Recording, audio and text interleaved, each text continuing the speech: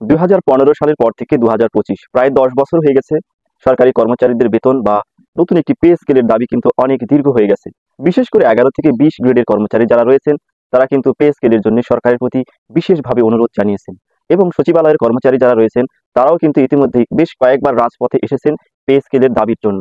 আমিও মনে করি যেহেতু দ্রব্যমূল্যের দাম অনেক বেড়ে গেছে তাই পে স্কেলটি হওয়া অনেক বেশি জরুরি। তবে বর্তমান সরকার কিন্তু তাদের নানান সীমাবদ্ধতার কথা তুলে ধরেছেন এবং যেহেতু তারা কম সময়ের জন্য আছেন তাদের জন্য এই মুহূর্তে পে স্কেলটি দেওয়া সম্ভব নয়, বলা যায় তারা সাফ জানিয়েই দিয়েছেন, এটি ধরে নেওয়া যায়।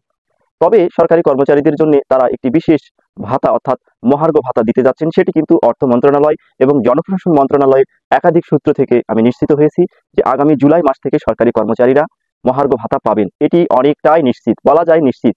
আপনারা এই ভিডিওতে বাজে কমেন্টস করার আগে অবশ্যই বিষয়টি বিবেচনা করবেন, কারণ আমি নিজেও একজন সরকারি কর্মচারী। যদি এই মহার্ঘ ভাতাটি হয় আমিও পাবো, আপনারাও পাবেন, যারা আছেন সবাই পাবেন এবং পাওয়াও উচিত। তবে এই মহার্ঘ ভাতাটি কত শতাংশ হবে সেটা এখন আপনাদের জানাই। তার আগে রিকোয়েস্ট, এই ধরনের বিভিন্ন আপডেট কিন্তু আমরা দিয়ে থাকি।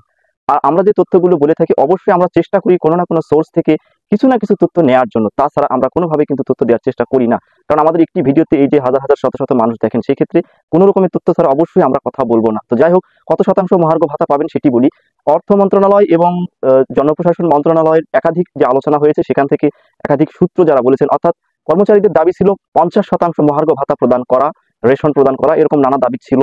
কিন্তু সরকার শেষ পর্যন্ত মহার্ঘ ভাতার যে দাবি সেটি কিন্তু এখনো 25 থেকে 30% দেওয়া এই পরিকল্পনার মধ্যেই রয়েছে।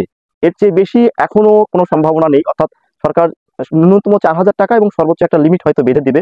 সেক্ষেত্রে পার্সেন্ট আকারে 25 থেকে 30%-এর বেশি সম্ভাবনা এখন পর্যন্ত নেই। যদি কোনো আপডেট পাই আমরা তাৎক্ষণিক আপনাদেরকে জানিয়ে দিব। বিডি স্টাডি চ্যানেলটিকে সাবস্ক্রাইব করে আমাদের সঙ্গেই থাকবেন। ধন্যবাদ।